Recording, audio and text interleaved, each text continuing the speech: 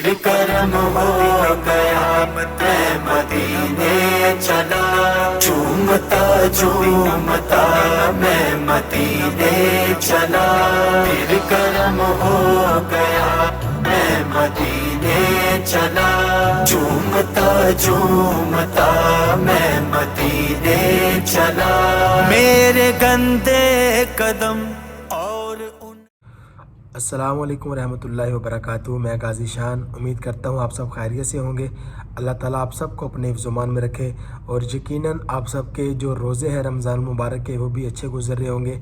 अल्लाह ताला इस माह मुबारक को हम सब के लिए बाइस रहमत बनाए, बाइस बरकत बनाए, बाइस मग़फ़िरत बनाए और हम सबको रमज़ान मुबारक की रहमतें और बरकतें हासिल करनी नसीब फरमाए। अल्लाह ताला इस माह मुबारक का सदका रसूल अल्लाह सल्लल्लाहु तआला अलैहि वसल्लम की तमाम उम्मत पे अपना करम फरमाए। जैसा कि आप सब जानते हैं तकरीबन तीसरा महीना मुझे शुरू हो गया है। मैं लाहौर से मक्का पैदल सफ़र हज पे रवाना हूँ और पिछले काफ़ी दिनों से मैं ईरान में ट्रैवल कर रहा हूँ, ईरान में सफ़र कर रहा हूँ। तो अल्हम्दुलिल्लाह तकरीबन ईरान का मेरा सफ़र मुकम्मल हो चुका है। तो जो मेरा पैदल वाला रूट है वो आपने वो मैप भी देखा होगा और बनता भी वही है कि पाकिस्तान से ईरान, ईरान से इराक़, इराक़ से कुवैत और कुवैत से फिर सऊदी अरब, ये पैदल रूट बनता है। बाज़ औक़ात इराक़ और सऊदी अरब के अगर मामलात अच्छे हों और आपके पास परमिट वगैरह हो तो आप इराक़ से डायरेक्ट भी सऊदी अरब जा सकते हैं। इराक़ से कुवैत जाकर आपको सऊदी अरब जाने की ज़रूरत नहीं होती। तो अब चूँकि मैंने अपना सफ़र ईरान में मुकम्मल तकरीबन हो चुका है अल्हम्दुलिल्लाह, तो अगला जो मेरा सफ़र है वो इराक़ की तरफ बनता है इस पैदल सफ़र हज में। तो अब इराक़ वीज़ा मुझे नहीं दे रहा इस वजह से कि मैं अकेला हूँ। इराक़ का ये कहना है, इराक़ की एम्बेसी का ये कहना है कि अगर आपने पाकिस्तान से आपने इराक़ में आना है या ईरान से आपने इराक़ में आना है तो आपका जो ग्रुप होना चाहिए, आप एक ग्रुप की शक्ल में होने चाहिए। जैसे कि जो पाकिस्तान से ज़्यादा लोग जाते हैं ईरान इराक़ ज़ियारतों के लिए जाते हैं तो वो एक ग्रुप की शक्ल में होते हैं। एक उनका सालार होता है जो उनको ग्रुप को मैनेज करता है, उनका ग्रुप बनाकर उनको लेके जाता है। तो वो ग्रुप का कहते हैं कि आपका ग्रुप होना चाहिए। तो ग्रुप में तो मैं नाम अपना डलवा सकता हूँ क्योंकि पाकिस्तान से इस वक्त काफ़िले तकरीबन बन रहे हैं यहाँ पर आने के लिए। लेकिन ग्रुप का जो एक नुकसान है या जो मेरे मुताबिक चीज़ नहीं है उस ग्रुप के काम में, तो वो ये है कि मैं इराक़ में अपने ग्रुप के अलावा कहीं भी नहीं जा सकता। अगर मैं कहूँ कि मैं इराक़ से आगे कुवैत चला जाऊँ या इराक़ से मैं सऊदी अरब चला जाऊँ तो अपने ग्रुप के बगैर मैं अकेला वहाँ नहीं जा सकता। ये अंडरस्टूड बात है और ये इस चीज़ पे मैंने रिसर्च भी की है, मैंने बातचीत भी की है लोगों के साथ, एजेंटों के साथ। तो उन्होंने कहा है अगर आप ग्रुप वाले वीज़े पे जाते हैं तो आप ग्रुप के बगैर हिल भी नहीं सकते। एक इस तरह का ये बातचीत है ये वाली। दूसरा हल ये है इराक़ का वीज़ा लेने का कि आप अपनी फ़ैमिली के साथ जाएं।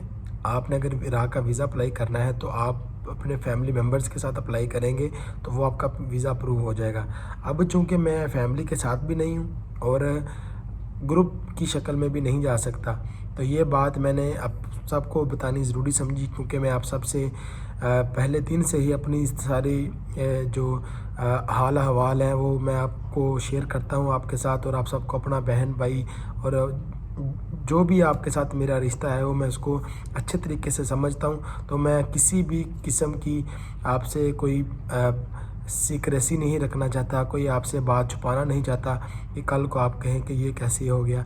तो मैंने मुनासिब समझा कि आज एक वीडियो बनाकर आपको मैं डिटेल से बता दूं कि नेक्स्ट मेरा जो सफ़र है वो किस तरफ होगा। तो चूँकि ये मामलात नहीं मेरा बन सका इराक़ वाला, तो अब जो दूसरा सलूशन है वो ईरान से समुंदर के ज़रिए दुबई है और दुबई से जाके भी सऊदी अरब है।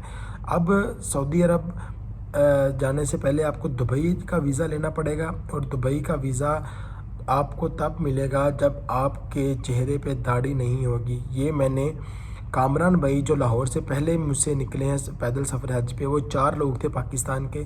तो 4 में से 2 लोगों के चेहरों पे दाढ़ियाँ थी और 2 के चेहरे पे दाढ़ियाँ नहीं थी।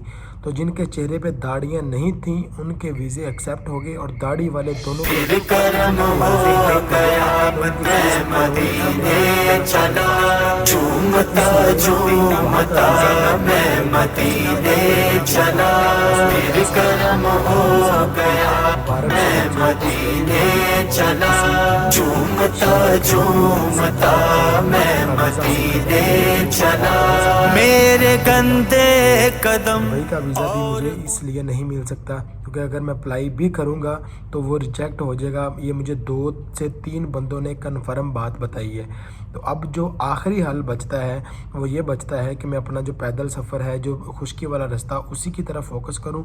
और इराक़ अगर वीज़ा नहीं दे रहा तो मैं इराक़ को स्किप कर दूं और मैं डायरेक्ट ईरान से सऊदी अरब चला जाऊं।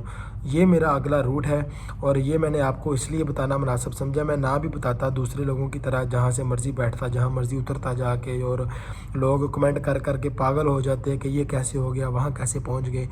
तो मैंने इस चीज़ को मुनासिब नहीं समझा क्योंकि आपने जितना प्यार और जितनी इज़्ज़त पहले दिन से दी है, तो मैंने इस चीज़ को बहुत ज़रूरी समझा कि आप सब तक ये बात मैं लाजमी पहुंचाऊं, आप सब के साथ मैं बात शेयर कर दूं, ताकि आपको ये तो पता हो कि हमारे भाई ने, गाजी शान ने, ये बात हमें पहले ही बता दी थी। तो ये इस तरह इन्होंने सफ़र करना था। तो जो आखिरी मेरे पास सोल्यूशन है वो ये है कि मैं ईरान से इराक़ को स्किप करके डायरेक्ट सऊदी अरब पहुंच जाऊं और वहां जाकर अपना जितना भी सफ़र रिमेनिंग रहेगा उसको मैं अपना कवर कर लूं। तो वो या रियाज़ जाएगा या सीधा जद्दा जाएगा, तो वहाँ से फिर अगला सफ़र जो है मक्कातुल मुकर्रमा का वो मैं कवर कर लूँगा। तो इंशाल्लाह ये अब मेरा नेक्स्ट प्लान है। तो इंशाल्लाह ईरान से बहुत जल्द, अब मैं कुछ ही दिनों में इंशाल्लाह 2 से 3 दिन में पॉसिबिलिटी है कि मैं ईरान से सऊदी अरब पहुंच जाऊंगा। और इंशाल्लाह बफ़ज़ल खुदा फिर आपको अल्लाह के घर की ज़ियारत भी करवाऊंगा और रसूल अल्लाह सल्लल्लाहु तआला अलैहि वसल्लम के रोज़े मुबारक की, सुनहरी जालियों की, मदीने की गलियों की, उहद पहाड़ की, गारे सौर की, गारे हिरा की, मैदान बदर की, जो ज़ियारतें हो सकी इंशाल्लाह आपको ज़रूर करवाऊँगा। आप सब ने अपनी हर सहरी और हर इफ्तारी में मेरे लिए ख़ुसूसी दुआएं करनी है। अल्लाह पाक जिस तरह भी मुझे वहाँ लेके जाना चाहे, अल्लाह उसमें अपनी रज़ा शामिल करे। मैं जिस तरह भी वहाँ जाऊँ, वो मैं ना जाऊँ, वो उन्हीं के बुलावे के मुताबिक जाऊँ। जिस तरह मेरा अल्लाह चाहे, जिस तरह अल्लाह पाक की रज़ा हो, अल्लाह ताला उसी तरह मुझे वहाँ पे ले जाए। और अल्लाह ताला इस सफ़र को अपनी बुलंदो बाला बारगाह में कबूल व मंजूर फरमाए। तो अपना बहुत सारा ख्याल रखिएगा और रमज़ानुल मुबारक की कदर कीजिए। यकीन करें मैं अभी आज सुबह एक हदीस मुबारक पढ़ रहा था। रसूलुल्लाह सल्लल्लाहु तआला अलैहि वसल्लम ने फरमाया कि अगर, जिसका मफ़हूम ये है कि अगर मेरी उम्मत को रमज़ानुल मुबारक की कदर मालूम हो जाए, अगर इस उम्मत को पता चल जाए कि रमज़ानुल मुबारक की कितनी अहमियत है, कितनी इसकी कदर है, तो ये उम्मत दुआ करेगी कि या अल्लाह सारे साल को रमज़ान बना दे।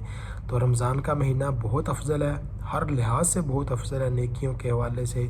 और रौनकें अल्लाह पाक अता फरमाता है, सहरी के दस्तरखान सजते हैं, इफ्तारी के दस्तरखान सजते हैं। तो ये बहुत प्यारा महीना है, इसको कभी भी गफलत में ना गुजारिएगा। ख़ास तौर पे जो मेरे नौजवान भाई हैं, आपसे मेरी रिक्वेस्ट है कि मैंने पाकिस्तान में भी देखा है और ईरान में, तो ईरान की मैं बात ही नहीं करूँगा कि इनका तो अल्लाह ही हाफिज़ है। पाकिस्तान में मैंने ये देखा है कि लोग इफ्तारी करके और तरावी पढ़े बगैर शाम को क्रिकेट खेलने चले जाते हैं, गेम खेलने चले जाते हैं और सहरी तक गेमें वगैरह खेलते हैं। तो खुदारा ये महीना गेमें खेलने का, क्रिकेट खेलने का, लूडो खेलने का नहीं है। इस महीने को अल्लाह पाक की गनीमत जानने की अल्लाह पाक ने यह महीना हमें दोबारा हमारी ज़िंदगी में अता फरमाया है। तो इस महीने की कदर कीजिए, ज़्यादा से ज़्यादा नेकियां कीजिए और हर वक्त अपने भाई को दुआ में याद रखिएगा। इंशाल्लाह बहुत जल्द रसूलुल्लाह सल्लल्लाहु तआला अलैहि वसल्लम की पाक सरज़मीन पे कदम रखने जा रहा हूँ, आप सब की दुआओं के साथ और अल्लाह पाक के फ़ज़ल के साथ। तो इंशाल्लाह जो आने वाले 2 से 3 दिन है, तब इंशाल्लाह आपका भाई आपको सऊदी अरब में मिलेगा। अपनी ढेर सारी दुआओं में याद रखिएगा और जब आप दस्तरखान पे बैठें सहरी और इफ्तारी के वक्त, तो अपनी फ़ैमिली को भी कहा करें कि मेरे लिए, शहाब भाई के लिए, या जो भी कामरान भाई जो मेरे लाहौर के मेरे बड़े भाई हैं, बहुत अच्छे भाई हैं, जो भी सफ़र पे निकला हुआ है, अल्लाह पाक आप उन सब को खैरियत के साथ उनकी मंजिल मकसूद पर पहुंचाए। और मैं इंशाल्लाह दुआ करूंगा कि अल्लाह पाक आप सब को हज बैतुल्लाह की सआदत अता फरमाए। अल्लाह ताला आप सब को रोज़ा रसूल सल्लल्लाहु अलैहि वसल्लम की बार बार बाअदब हाज़िरी नसीब फरमाए और अल्लाह ताला आप सब के दुख दर्द तकलीफ़ें ख़त्म फरमाए और आप सब को अल्लाह अपने हिफ्ज़-ओ-मान में रखे। اپنا بہت سارا خیال رکھیے گا اور اپنی ڈھیر ساری دعا میں ضرور یاد رکھیے گا۔ اللہ حافظ، اللہ نگہبان۔